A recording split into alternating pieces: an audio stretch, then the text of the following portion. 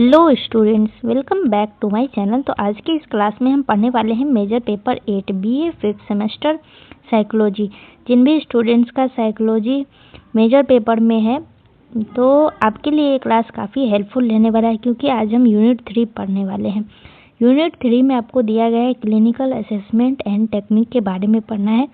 इसमें भी आपको 4 पॉइंट्स दिया गया है, तो 4 टॉपिक दिया गया है, तो चारों टॉपिक के बारे में पढ़ना है। लेकिन आज की इस क्लास में हम सिर्फ 2 टॉपिक पढ़ेंगे, जिसमें आपको सिलेबस में दिया गया था क्लिनिकल असेसमेंट का नेचर एंड पर्पस के बारे में, और दूसरा टॉपिक दिया गया है टेक्निक के बारे में। तो आज हम 2 ही टॉपिक पढ़ेंगे। अगले क्लास में हम यूनिट 3 का बचा हुआ 2 टॉपिक और पूरा कंप्लीट करेंगे। तो आज के इस क्लास में हम आधा पढ़ेंगे और आधा अगले क्लास में पढ़ेंगे। तो आज की इस क्लास में हम यूनिट 3 से आप सभी के लिए इम्पॉर्टेंट क्वेश्चन लेकर के आए, प्लस में टॉपिक भी आपका यहीं से कवर हो जाएगा। तो हम क्लास को शुरू करते हैं। आप सभी को क्लास में अंत तक बने रहना है और वीडियो को शेयर कर देना है और चैनल को सब्सक्राइब कर लेना है। वीडियो अच्छा लगे तो लाइक कर देना है। तो चलिए हम क्लास को शुरू करते हैं। तो ये वीडियो मेजर पेपर वाले स्टूडेंट्स हो या फिर माइनर वाले स्टूडेंट्स हो, दोनों के लिए रहने वाला है, क्योंकि मेजर और माइनर दोनों का सिलेबस साइकोलॉजी का सेम ही है। तो सबसे पहला क्वेश्चन आज की इस क्लास में पूछा गया है, क्लिनिकल असेसमेंट की प्रकृति, जिसको इंग्लिश में बोला जाता है नेचर, और उद्देश्य का वर्णन कीजिए। तो क्लिनिकल असेसमेंट को हिंदी में बोला जाता है नैदानिक मूल्यांकन। आपके पास अगर सिलेबस होगा, सिलेबस वाला आप वीडियो देख चुके होंगे, तो वहाँ पे आपको दिया गया होगा यूनिट 3 में, आप जाकर के चेक करेंगे, वहाँ पे आपको दिख जाएगा। तो नैदानिक मूल्यांकन की प्रकृति और उद्देश्य का वर्णन करना है आपको। यहाँ पे इंग्लिश में भी क्वेश्चन दिया गया, हिंदी इंग्लिश दोनों में क्वेश्चन रहेगा, ताकि आपको दिक्कत ना हो। तो चलिए इसका मतलब हम समझ लेते हैं कि इसमें आपको आंसर लिखना है। क्लिनिकल असेसमेंट मानसिक रोगों की पहचान और समझ की एक वैज्ञानिक प्रक्रिया है। इसका मतलब है कि क्लिनिकल असेसमेंट एक वैज्ञानिक तरीका है जिससे मानसिक बीमारी को पहचाना जाता है और उसे सही तरीके से समझा जाता है। इसका मतलब है कि यह अंदाजा से नहीं बल्कि सोच समझ और नियम के अनुसार किया जाता है। इसमें अंदाजा लगा करके नहीं किया जाता है, बल्कि सोच समझ करके रोगों की पहचान की जाती है। आगे लिखा गया है, इसकी प्रकृति वैज्ञानिक, व्यवस्थित और व्यक्ति केंद्रित होती है। इसका मतलब है कि क्लिनिकल असेसमेंट की प्रकृति मतलब इसका स्वभाव है वैज्ञानिक। इसका स्वभाव कैसा है? तो वैज्ञानिक है, व्यवस्थित है और व्यक्ति केंद्रित है। वैज्ञानिक का मतलब होता है कि टेस्ट, इंटरव्यू जैसे तरीके अपनाना, और व्यवस्थित का मतलब है कि एक तय क्रम में काम किया जाता है, और व्यक्ति केंद्रित का मतलब है कि हर व्यक्ति को अलग अलग तरीके से समझा जाता है, हर व्यक्ति को अलग अलग तरीके का इलाज दिया जाता है। तो इसमें क्लिनिकल साइकोलॉजिस्ट विभिन्न तरीकों से व्यक्ति के व्यवहार, भावनाओं और मानसिक स्थिति का अध्ययन करता है। इसका मतलब है कि क्लिनिकल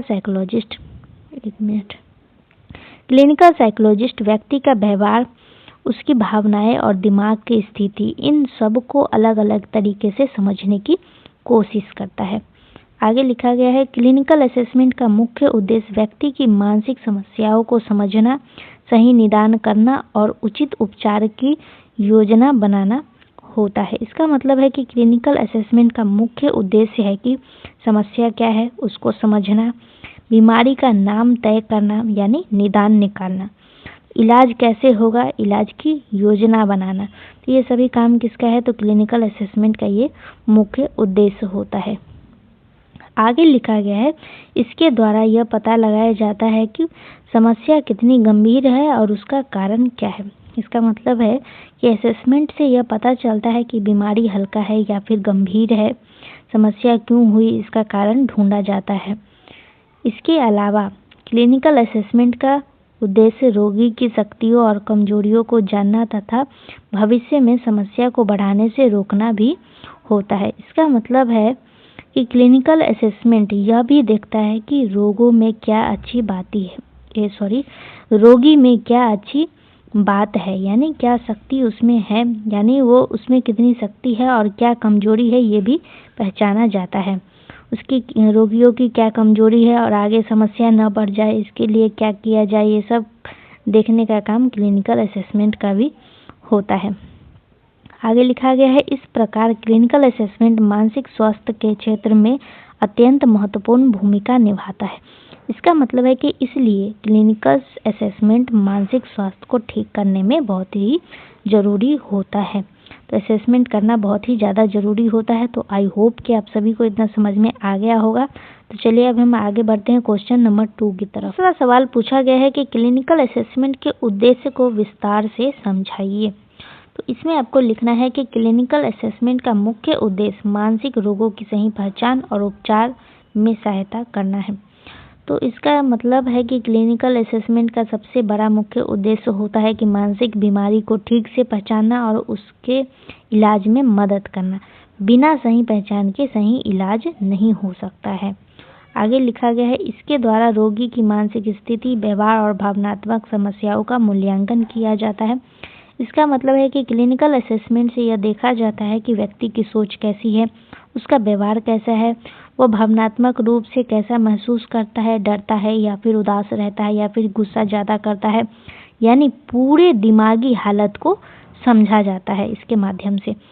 आगे लिखा गया है, क्लिनिकल असेसमेंट से यह पता चलता है कि व्यक्ति किस प्रकार की समस्या से पीड़ित है, जैसे फॉर एग्जाम्पल के लिए डिप्रेशन, एंजाइटी या अन्य मानसिक विकार। तो इसका मतलब है कि असेसमेंट से यह साफ होता है कि साफ पता चलता है कि व्यक्ति को डिप्रेशन है या फिर एंजाइटी है या कोई अन्य बीमारी तो नहीं है, कोई मानसिक बीमारी तो नहीं है। यानी बीमारी का नाम भी तय किया जाता है असेसमेंट के द्वारा। तो इसका दूसरा उद्देश्य उपचार की योजना बनाना होता है ताकि रोगी को सही थेरेपी दी जा सके। तो इसका मतलब है कि क्लिनिकल असेसमेंट का दूसरा काम होता है कि इलाज कैसे किया जाए इसकी योजना बनाना, और कौन सी थेरेपी देनी है यह भी तय करता है क्लिनिकल असेसमेंट। फॉर एग्जांपल के लिए काउंसलिंग करना है या फिर सीबीटी थेरेपी देना है या फिर बिहेवियर थेरेपी देना है। तो ये सब भी काम भी क्लिनिकल असेसमेंट का होता है। तो इसके अतिरिक्त क्लिनिकल असेसमेंट का उद्देश्य रोगी की प्रगति का मूल्यांकन करना और भविष्य में समस्या की रोकथाम करना भी है। तो इसमें इसका मतलब है कि क्लिनिकल असेसमेंट से यह भी देखा जाता है कि इलाज से रोगी में सुधार हो रहा है या फिर नहीं हो रहा है, रोगी ठीक हो रहा है या नहीं हो रहा है, इस पे भी ध्यान दिया जाता है। और आगे चलकर बीमारी दोबारा न हो इसके लिए क्या करना है इस बात पर भी गौर करता है क्लिनिकल असेसमेंट। आगे लिखा गया है, इस प्रकार क्लिनिकल असेसमेंट रोगी के संपूर्ण मानसिक स्वास्थ्य सुधार में सहायक होता है। तो इसका मतलब है कि क्लिनिकल असेसमेंट रोगी को मानसिक रूप से पूरी तरह ठीक करने में बहुत मदद करता है। तो आई होप कि आपको इसका पर्पस समझ में आ गया होगा, यानी क्लिनिकल असेसमेंट का मुख्य उद्देश्य आपको समझ में आ गया होगा। एग्जाम में अच्छे तरीके से अगर इससे क्वेश्चन पूछा जाए तो 6 से 7 पेज में लॉन्ग में पूछा जाए तो ज़रूर आपको लिखना है, क्योंकि इतना आसान भाषा में हम यहाँ पर आपको आंसर बता रहे हैं। तो आई होप कि आपको समझ में आया होगा। तो चलिए हम आगे बढ़ते हैं। अगर आपको समझ आ गया होगा तो हम बढ़ते हैं क्वेश्चन नंबर 3 की तरफ। क्वेश्चन नंबर 3 पूछा गया है कि क्लिनिकल असेसमेंट में ऑब्जर्वेशन टेक्निक का वर्णन कीजिए। इंग्लिश में यहाँ पे लिखा गया है, describe observation as a technique of clinical assessment. अब आपको इसका आंसर भी समझना है, इस टॉपिक को भी समझ लेना है, क्योंकि टेक्निक के बारे में पॉइंट नंबर 2 में दिया गया था। तो यूनिट 3 में ही दिया हुआ है, लेकिन पॉइंट 2 में दिया गया है। टेक्निक के बारे में आपको पढ़ना था। टेक्निक को हिंदी में तकनीक बोलते हैं। तो आई होप कि आपके पास सिलेबस अवेलेबल होगा। तो चलिए अब इसमें क्या लिखना है वो भी आपको समझना है। आपको इसमें लिखना है, ऑब्जर्वेशन क्लिनिकल असेसमेंट की एक महत्वपूर्ण तकनीक है। इसका मतलब है कि ऑब्जर्वेशन यानी देखकर समझना। ऑब्जर्वेशन का मतलब होता है कि देखकर समझना। तो ऑब्जर्वेशन यानी देखकर समझना, यह जो है यह क्लिनिकल असेसमेंट की बहुत ज़रूरी तकनीक है, क्योंकि कई बातें देखकर ही समझ में आ जाती है। कई ऐसी बातें होती है जिसको हम देख कर के ही समझ में आ जाता है। तो यह एक महत्वपूर्ण तकनीक है। आगे लिखा गया है, इसमें क्लिनिकल साइकोलॉजिस्ट रोगी के व्यवहार को ध्यानपूर्वक देखता है। इसका मतलब है कि क्लिनिकल साइकोलॉजिस्ट रोगी क्या कर रहा है, कैसे बोल रहा है, कैसे रिएक्ट करता है, इन सब पर वो ध्यान देते हैं। ध्यान से उस पर नज़र रखते हैं कि रोगी का व्यवहार कैसा है, क्या रिएक्ट कर रहा है, क्या कर रहा है, नहीं कर रहा है, कैसे बोल रहा है, इन सभी पे वो ध्यान दे करके समझने का कोशिश करते हैं, यानी ऑब्जर्व करते हैं कि आखिर रोगी रिएक्ट कैसे कर रहा है। आगे लिखा गया है, इस तकनीक के माध्यम से रोगी के बोलने का तरीका, चेहरे के भाव, हाव भाव, बैठने उठने का ढंग और भावनात्मक प्रतिक्रियाओं का अध्ययन किया जाता है। इसका मतलब है कि ऑब्जर्वेशन में यह सब चीज़ देखा जाता है कि रोगी कैसे बोलता है, कहीं वो धीरे धीरे बोल रहा है या फिर जल्दी जल्दी तो नहीं बोल रहा है या फिर डर के साथ तो नहीं बोल रहा है। चेहरे का हाव भाव भी देखा जाता है कि उदास है या फिर डर है या फिर गुस्सा है।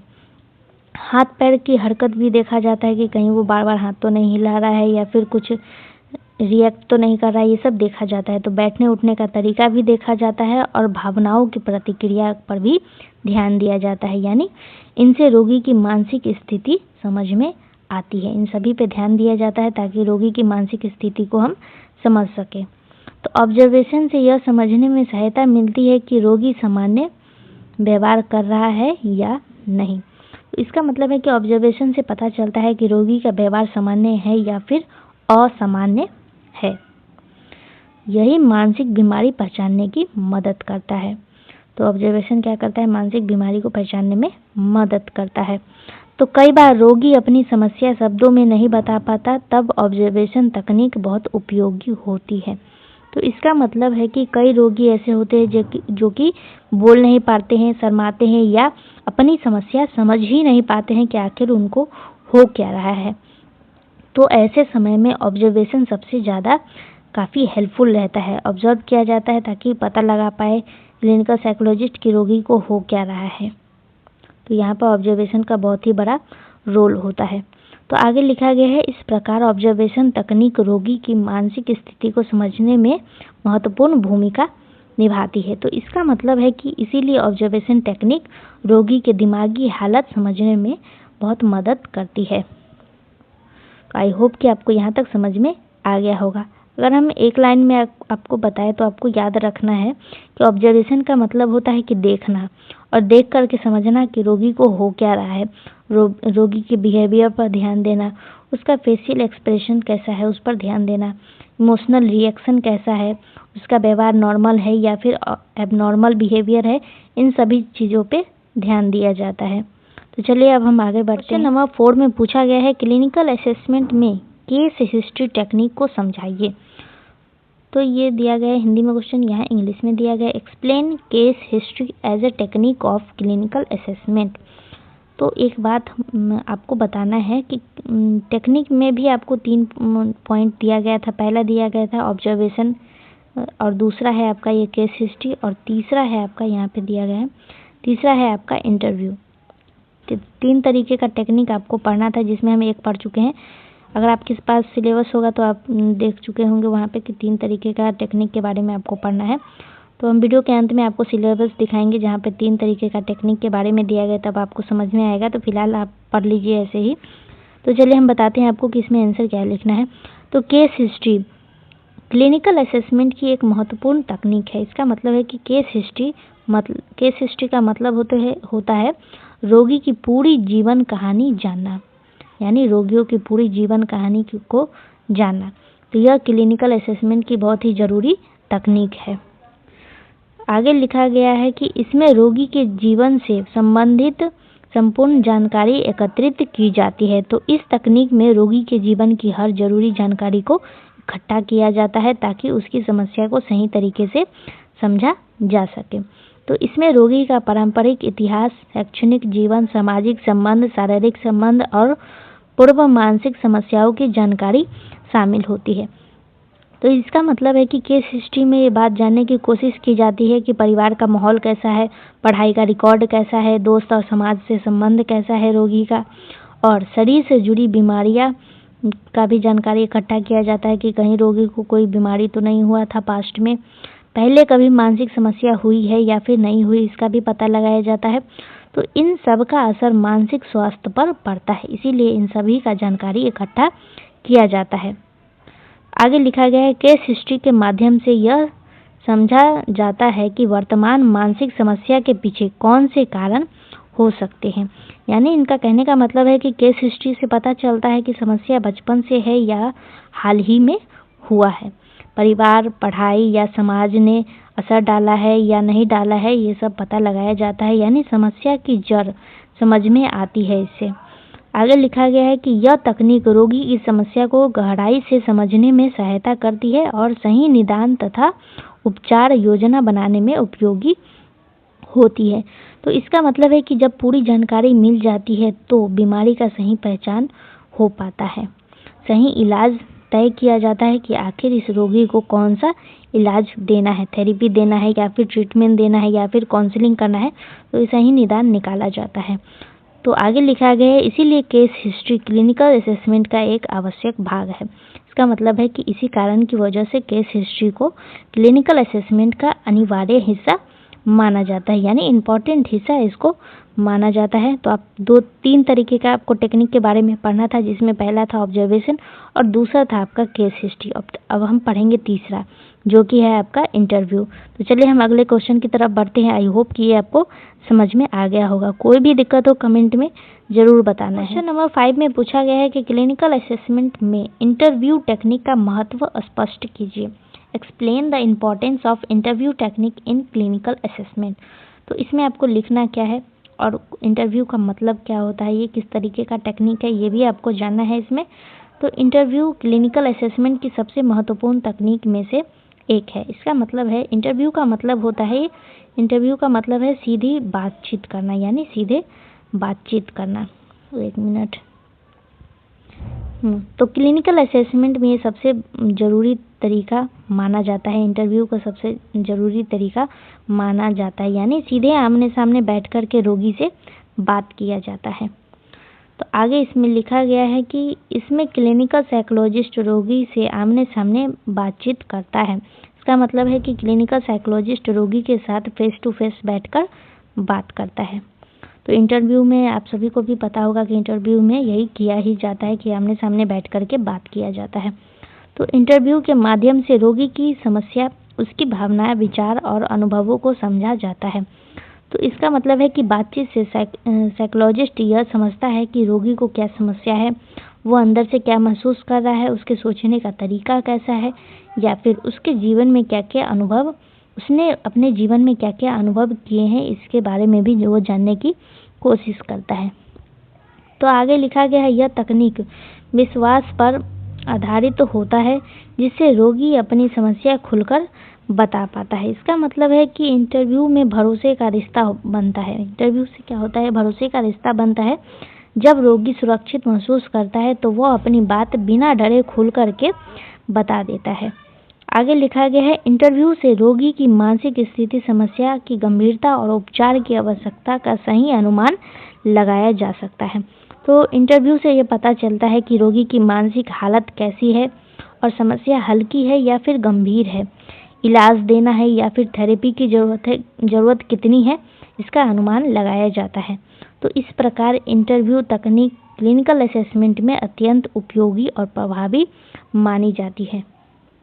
तो इसका मतलब है कि इंटरव्यू को क्लिनिकल असेसमेंट की सबसे उपयोगी और प्रभावशाली तकनीक माना जाता है। तो आई होप कि आपको इतना समझ में आ गया होगा। तो एक लाइन में आपको याद रखना है कि इंटरव्यू टेक्निक से मिलता है प्रॉब्लम की सही जानकारी और इमोशनल अंडरस्टैंडिंग मिलता है, ट्रस्ट होता है साइकोलॉजिस्ट पे और करेक्ट डायग्नोसिस यानी सही उपचार निकाला जाता है। इसके माध्यम से आमने सामने बैठ कर के बात किया जाता है। तो इतना ही आपको याद रखना है, इंटरव्यू वर्ड से आपको इतना ही याद रखना है ताकि आपको एग्जाम में भी याद रहे। तो चलिए हम बढ़ते हैं अगले क्वेश्चन की तरफ। तो आज के इस क्लास का ये आखिरी सवाल है। तो क्लिनिकल असेसमेंट क्या है और इसकी आवश्यकता को स्पष्ट कीजिए। What is clinical assessment and explain it's need. तो अब इस क्वेश्चन का आंसर आप सभी को देना है। तो यहाँ पे लिखा गया है क्वेश्चन का आंसर, तो हम इसको बता देते हैं इसका मतलब क्या है, इसमें आपको लिखना क्या है। पर उससे पहले एक चीज़ आप सभी को बताना है कि काफ़ी ऐसे स्टूडेंट्स हैं बीए में जो कि क्या करते हैं कि एग्ज़ाम नज़दीक आता है तब वो पढ़ने बैठते हैं, जल्दी जल्दी क्वेश्चन आंसर कंप्लीट कर लेते हैं। सिर्फ क्वेश्चन देख करके आंसर कितना लिखना है, क्वेश्चन क्या है, बस यही चीज़ पर उनका फोकस रहता है। लेकिन कुछ स्टूडेंट्स ऐसे भी है जो कि पहले से ही तैयारी करते हैं। तो ये दोनों स्टूडेंट्स में काफ़ी अंतर होता है। जो स्टूडेंट्स पहले से ही तैयारी करते हैं एकदम समय पे, तो उनका प्रोग्रेस बहुत ही ज़्यादा अच्छा होता है। और जो स्टूडेंट लास्ट के टाइम में जल्दी जल्दी करते हैं उनके पास एक दिमाग पे प्रेशर बैठ जाता है और बर्डन भी लगने लगता है। तो ये तरीका आप सभी का ठीक नहीं है, क्योंकि कल हम एक चीज़ नोटिस किए हैं कि साइकोलॉजी का ही एक स्टूडेंट्स है जो कि उसको इस चैनल पे आए हुए काफ़ी टाइम नहीं हुआ है, कुछ ही महीने पहले वो बच्चा इस चैनल पे आया है, लेकिन वो रेगुलर क्लास अटेंड करता है। कल ही उस बच्चे का एक कमेंट भी आया था जो कि हम रीड भी किए हैं। तो साइकोलॉजी का स्टूडेंट है, तो काफ़ी अच्छा लगा जान करके कि वो रेगुलर क्लास अटेंड कर रहा है। तो अच्छी बात है कि आप रेगुलर क्लास अटेंड करते हैं। तो चलिए हम क्लास को शुरू करते हैं। तो इसमें लिखा गया है कि क्लिनिकल असेसमेंट वह प्रक्रिया है जिसके द्वारा किसी व्यक्ति की मानसिक स्थिति, व्यवहार और भावनात्मक समस्याओं का वैज्ञानिक अध्ययन किया जाता है। तो इसकी आवश्यकता इसीलिए होती है क्योंकि बिना सही मूल्यांकन के मानसिक रोगों का सही निदान और उपचार संभव नहीं होता है। इसका मतलब है कि क्लिनिकल असेसमेंट वह वैज्ञानिक प्रक्रिया है जिसके द्वारा किसी व्यक्ति की मानसिक स्थिति को, उसके व्यवहार को और भावनात्मक समस्याओं का व्यवस्थित तरीके से अध्ययन किया जाता है। तो इस प्रक्रिया में क्या किया जाता है कि क्लिनिकल साइकोलॉजिस्ट विभिन्न तरीके अपनाते हैं, जैसे कि ऑब्जर्वेशन, केस हिस्ट्री और इंटरव्यू और मनोवैज्ञानिक प्रशिक्षण की सहायता से व्यक्ति की समस्या को समझने की कोशिश करते हैं। तो क्लिनिकल असेसमेंट के माध्यम से यह पता भी लगाया जाता है कि व्यक्ति किस प्रकार की मानसिक समस्या से पीड़ित है, उसकी समस्या कितनी गंभीर है और उसके पीछे क्या कारण है। तो क्लिनिकल असेसमेंट की आवश्यकता इसीलिए होती है क्योंकि बिना सही मूल्यांकन के मानसिक रोगों का सही निदान और उपचार संभव नहीं होता है।